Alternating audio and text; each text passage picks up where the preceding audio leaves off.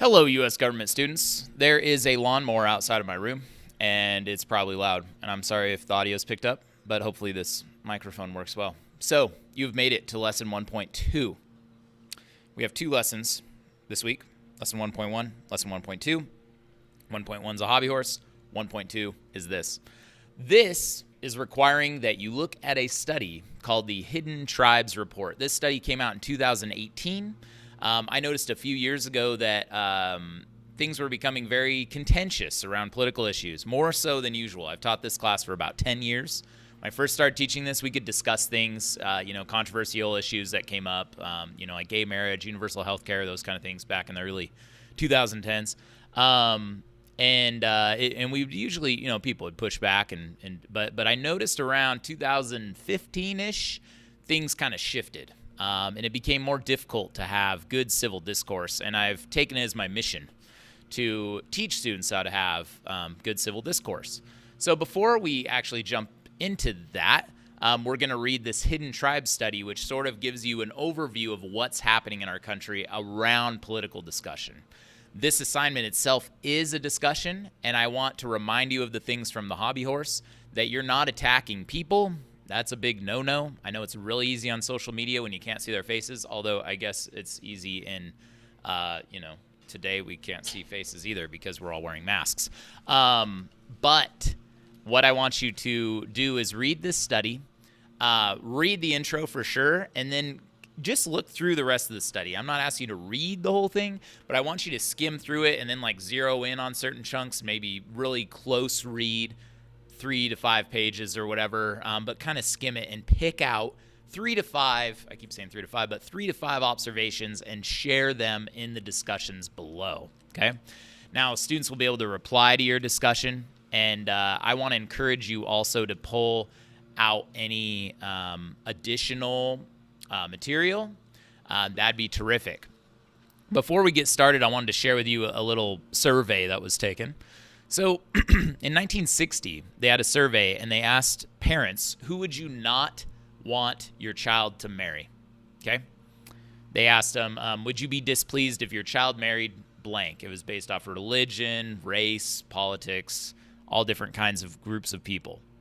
They did the same study in 2010, okay? Now, in 1960, what do you think parents said? They said, I don't want my child to marry this group. What group? Think about it. Okay. Now, in 2010, what do you think they said? I don't want my child to marry who? Okay. So in 1960, when they asked this question, the top one was race. Parents didn't want their children to marry someone from a different race. In 2010, it was they didn't want them to marry someone from a different political party. Now, it was about 40% of the people surveyed said they didn't want their children to marry someone from a different political party.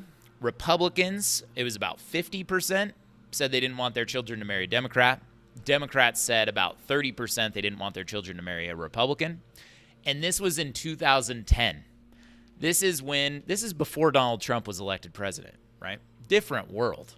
Long, long ago. Social media just came out, right? There was very little fake news at that point. Actually, I guarantee there was. But I would love to see what these numbers are today. If you can find it, that'd be great. Who do parents not want their children to marry survey? Maybe you can find that and post it below.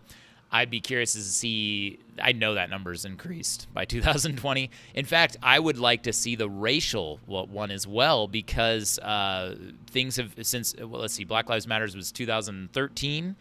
Race has become a bigger issue in the last decade as well, since 2010.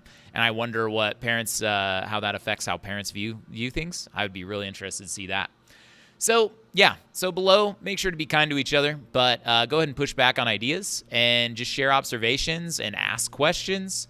This is just a practice. I honestly don't know how these discussions will work, but you want to have some good observations, and hopefully we can cultivate a good discussion thing here so that when we come into class on day 1 of next week, we can have a good discussion in person.